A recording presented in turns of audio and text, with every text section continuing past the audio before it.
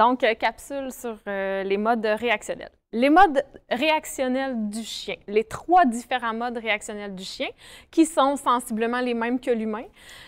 En fait, on va parler ici des 3 F, le freeze, le fight et le flight.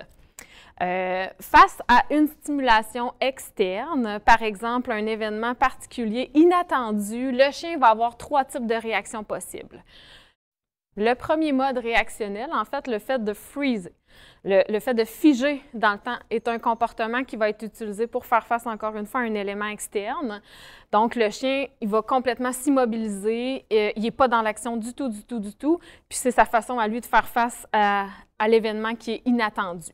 Le deuxième mode réactionnel va être le fight, donc le chien qui va être dans un mode actif, dans un mode action. Il se passe un événement particulier, donc lui, sa première façon de réagir, ça va être d'aller vers la source de stress, vers l'élément déclencheur de la situation.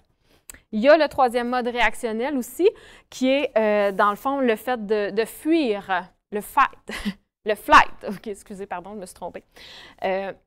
Dans le flight, les chiens vont avoir tendance à se pousser le plus loin possible, se pousser d'une façon très, très rapide par rapport à l'élément déclencheur.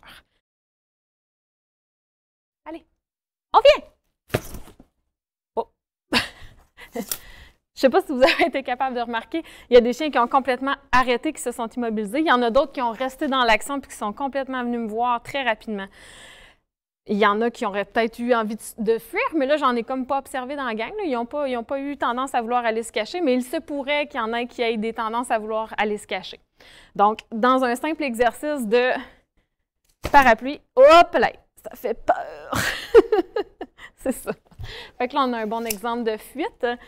En fait, l'élément déclencheur n'est pas d'une force de 10 sur 10. En fait, l'élément déclencheur est d'une force d'à peu près 2 sur 10.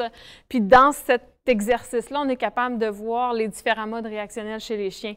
Ce sont pratiquement tous des chiens de même race, des types bergers, puis ils n'ont pas réagi chacune de la même façon.